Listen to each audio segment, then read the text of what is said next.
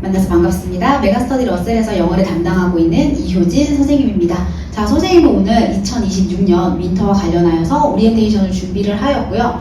그 전에 선생님 이야기로 시작을 해야 될 것 같네요. 자, 선생님은 메가스터디 러셀 강남 중계를 거쳐서 지금은 메가스터디 러셀 울산, 대구, 그리고 대전에 있는 친구들과 함께 공부를 할 거예요. 선생님이 보시다시피 굉장히 다양한 지점에 캠퍼스의 친구들을 만나게 됐는데, 그러다 보니까 전국에 있는 잘하는 친구들과 만날 수 있는 기회가 굉장히 많았었어요. 그러면서 그 친구들을 보고 어떤 식으로 공부를 했었을 때 가장 효율이 났었고, 그 친구들은 어떻게 준비를 하며 그 가운데 선생님은 어떤 역할을 했는지 거기에 포커스를 맞춰서 이번 윈터를 준비를 했어요. 아무래도 최상위권, 상위권 친구들의 데이터베이스가 두둑하다 보니 선생님이 같이 공부하고 있는 친구들도 좋은 소식을 많이 가지고 왔었는데요. 작년과 올해에 이어서 선생님이 담당하고 있는 학교에서 다수의 1등급이 배출이 되는 것뿐만 아니라 올해 같은 경우에는 선생님이 담당하고 있는 모든 학교에서 영어 정교 1등들이 전부 다 배출이 됐었어요. 뿐만 아니라 이제 시간이 좀 지나서 고3으로 올라가면서 좋은 학교에 가는 소식들도 선생님한테 매년 들려오고 있는 건데, 그러면 선생님이 같이 공부한 학생들은 도대체 어떤 식으로 공부를 했는지 거기에 포커스 맞춰서 이제 윈터 같이 준비를 해보도록 할게요.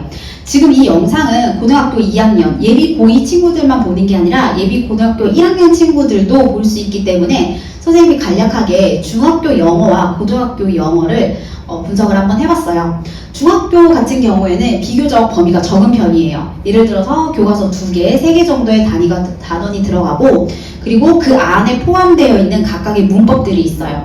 그래서 문법을 이용을 해서 평가 문제집을 여러분들이 잘 활용을 하신다면 좋은 점수를 받을 수 있었는데, 고등학교의 경우에는 범위가 굉장히 방대해지죠. 뒤에서 선생님이 한 번 더 이 이야기는 할 거고요.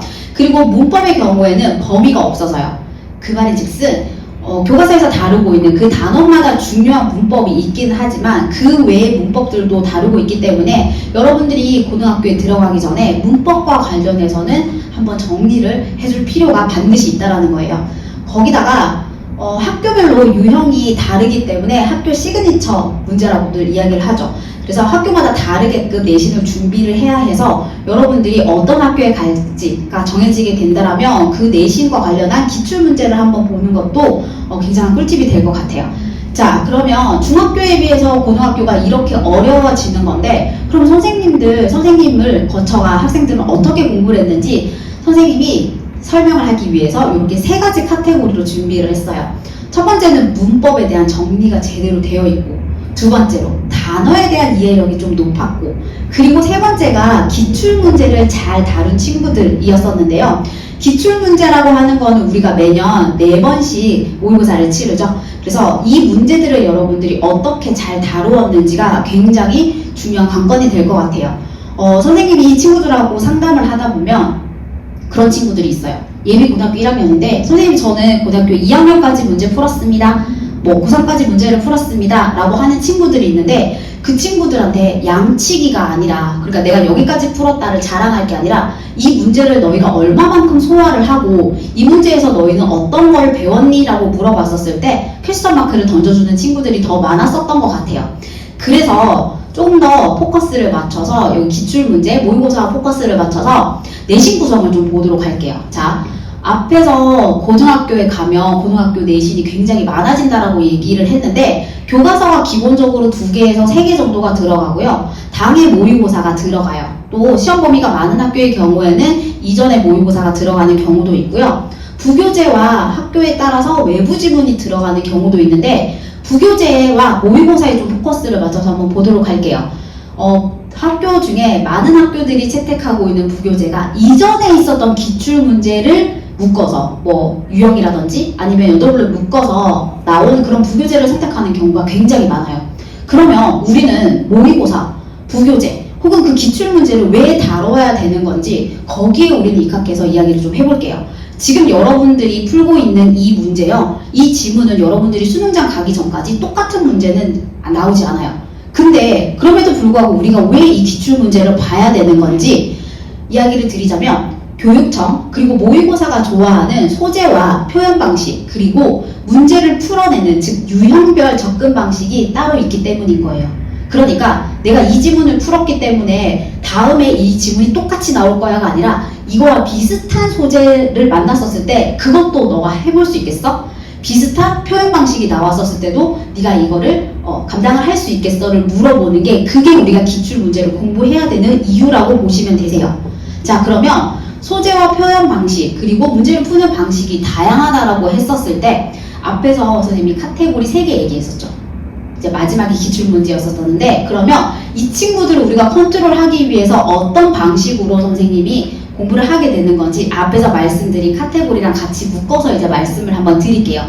첫 번째는 문법이에요. 여러분들 문법 공부 진짜 열심히 하는 거 알아요. 그리고 문법 하면 머리가 지끈지끈한 거 아는데 지금까지 공부했었던 거를 선생님하고 같이 정리를 해볼 필요가 있을 거예요.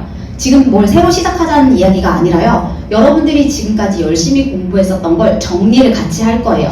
예를 들어서 관계대명사를 배울 때 불완전한 문장이 뒤에 오는 거고요. 관계부사가 나왔을 때는 뒤에 완전한 문장이 나오는 걸 배웠어요. 그러면 여기서 이제 다시 질문이 들어가는 거죠. 왜 배웠는데?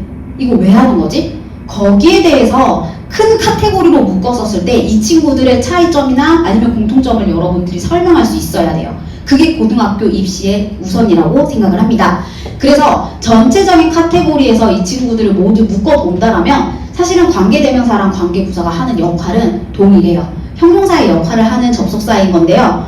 이런 디테일한 이야기는 우린 수업 시간에 다루도록 하고 이런 식으로 우리가 지금까지 따로따로 봤었던 문제들을 이제는 조금 정리를 해서 내가 어떤 문제를 보던 어떠한 유형을 만나던 간에 내가 자신있게 문법을 풀어낼 수 있을 정도로 문법을 한번 윈터 기간에 한번 정리를 싹 다 해주셔야 돼요.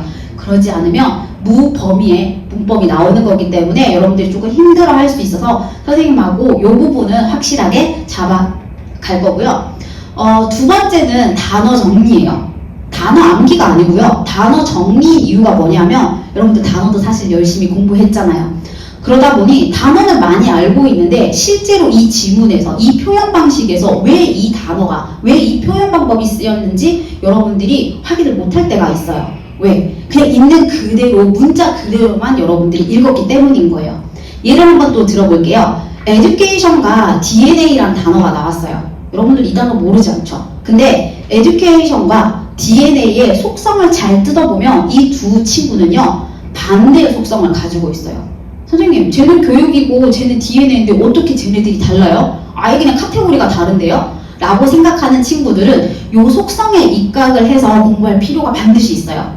예를 들어 봅시다. 교육의 경우에는 우리가 태어나면서부터 가지고 있는 게 아니에요. 우리가 성장을 하면서 내가 쌓아가야 되는 후천적인 요소인 거기 때문에 education은 교육이라는 뜻도 있는 거지만 후천적이라는 속성도 같이 포함되어 있는 단어예요. 근데 DNA 같은 경우에는 말 그대로 내가 선천적으로 내재적으로 가지고 태어난 거기 때문에 이 친구의 속성은 선천이에요. 그러면 단순히 단어 자체로 교육, DNA 이렇게 가는 게 아니라 선천과 후천과 관련된 이야기인 거구나. 그러면 이 친구들을 이러한 속성으로 묶었을 때는 두 개가 반대가 되는 속성이 있을 수 있구나 라는 식으로 여러분들이 단어를 선생님하고 같이 정리하게 될 거예요. 사실은 단어장에 나와 있는 단어로만 하기에는 여러분들이 조금 부족한 면이 있어서 이런 면들을 단어와 포커스를 맞춰서 선생님하고 전체적으로 준비를 할 거니까 그렇게 단어는 하는 것 외에도 선생님하고 정리하는 속성과 관련된 이러한 공부를 해야 된다는 거 이렇게 봐주시면 좋을 것 같아요. 그래서 우리가 지금까지 공부했었던 문법도 그렇고 단어도 그렇고 이런 것들을 기본으로 해서 평가원 그리고 교육청이 좋아하고 있는 그러한 표현 방법, 소재들 이런 것들을 다양하게 다뤄볼 건데요. 선생님이 이번 윈터에 준비한 강의는 난이도별로 두 가지가 있어요. 최상위권 반인 인사이트 반이 있고요. 그리고 중상위권 반인 더 코드 반이 있습니다. 근데 이 수업의 경우에는요. 캠퍼스마다 조금 달라요. 울산과 대전 친구들 같은 경우에는 인사이트 반이랑 더 코드 반이 모두 준비가 되어 있고요. 대구의 경우에는 인사이트 반, 최상위권 반만 준비가 되어 있어서 조금씩 다르기는 해요. 디테일하게 설명을 드리자면 인사이트 반의 경우에는 고등학교 2학년, 3학년 수준의 기출문제 혹은 다양한 문제들로 구성이 되어 있고요. 모의고사 유형이라든지 문법과 더 나아가서 구문, 서술형까지 다룰 수 있는 올인원 수업이라고 생각을 해주시면 돼요. 사실은 선생님이 이걸 최상위권 반이라고 넣은 이유가 뭐냐면요. 조금 영어 공부가 아직은 부족해요 라고 하는 친구인 건데 이 친구들한테 야 우리 유형도 해, 문법도 해, 그리고 뭐 구문의 서술형까지 해. 이거는 여러분들한테 너무 부담이 될 수 있어요. 그래서 여러분들한테 맞춤형으로 진행되는 수업이라서 최상위권 같은 경우에는 다양한 유형들을 같이 보는 수업이라고 보시면 되고요. 대신에 더 코드반 같은 경우에는 고등학교 1학년, 2학년 수준의 친구들이 오시면 돼요. 모의고사를 쳤었을 때 3등급 이내의 친구들, 그러니까 3등급 이하의 친구들이 들어오시면 될 것 같고요. 차근차근히 쌓아가서 그냥 1등급 아니고요. 고정적인 1등급을 목표로 하는 반이라고 여러분들은 생각을 해주시면 될 것 같아요. 난이도별로 반은 2개로 나누어져 있지만 선생님이 관리하는 거 모두 동일하게 진행이 될 겁니다. 첫 번째로는요. 모든 수업마다 확인을 해요. 테스트를 할 건데요. 단어 시험이요. 그건 당연한 거고요. 필기 테스트를 해요. 필기 테스트는 뭐냐면 여러분들이 수업 시간에 선생님하고 얼마나 잘 합을 맞췄는지 그걸 확인을 할 거예요. 앞에서 선생님이 이 단어는 이런 속성이 있어, 이 단어는 이런 속성이 있어 라고 나 혼자 얘기해서 끝내는 게 아니야. 너희들이 열심히 필기를 해서 그거와 관련된 이야기를 그 다음 주에 반드시 필기 테스트를 통해서 선생님이 확인을 할 거예요. 두 번째는 맞춤형 주간지인데요. 우리 한 반에 여러 친구들이 똑같은 교재로 공부를 한다 할지라도 사실은 학생들마다 친구들마다 역량이 다를 수 있어요. 그래서 그 친구들마다 맞춤형의 숙제장인 주간지가 진행이 될 겁니다. 주간지 안에는 문제도 있고요. 아니면 뭐 우리 구문도 봐야 되는 게 있고 문법도 있어서 여러분들이 아마 본인 역량에 맞는 걸 잘 찾아서 이렇게 진행을 할 거예요. 자, 그리고 완벽한 숙제와 단어 진행을 위해서 수업 별도로 클리닉을 선생님이 진행을 할 겁니다. 그리고 네 번째는 이게 조금 힘든 부분이긴 한데요. 더 효진 단어장이라고 해서 별도로 선생님 수업을 듣는 친구들에게 단어장이 나갈 거예요. 그래서 이번 윈터 때 미리 선생님 경고할게요. 단어가 녹록지 않을 거예요. 그래도 열심히 한 만큼 여러분들이 최선의 성과를 뽑아낼 수 있도록 선생님이 열심히 서포트는 할 거니까 너무 겁먹지 말고 수업 시간에 오시면 될 것 같고요. 그리고 2주마다 한 번씩 풀 모의고사라고 해서 듣기부터 시작해서 끝까지 45번 끝까지 우리가 본인의 실력이나 아니면 본인의 학년에 맞는 걸로 한 번씩 모의고사를 진행을 할 거예요. 단 이 점은 지점마다 캠퍼스마다 상의할 수 있으니까 우리 캠퍼스에 해당하는 친구들은요 강의 계획서를 잘 읽어주시면 좋을 것 같아요. 물론 모의고사를 진행하고 난 다음에 선생님이 해설 강의도 같이 이야기를 할 거고요. 그러면서 우리 캠퍼스 아니면 내 옆에 있는 친구들 뿐만 아니라 다른 캠퍼스 다른 지역에 있는 친구들하고 같이 똑같은 모의고사를 보는 거기 때문에 내가 어떤 위치에서 어느 정도인지 여러분들이 확실하게 테스트를 해볼 수 있는 좋은 기회가 될 것 같아요. 자, 이런 식으로 선생님이 이번 2026년 윈터는 준비를 했고요. 선생님이 중간에 막, 이런 거 겁먹지 마세요 라고 얘기를 했지만 아무래도 처음 다가오는 혹은 선생님하고 처음 공부하는 친구들은 두려움이 조금 있을 수도 있을 것 같아요. 하지만 여러분들이 선생님하고 같이 보내는 시간이 헛되지 않을 만큼 선생님도 열심히 준비하고 있을 테니까요.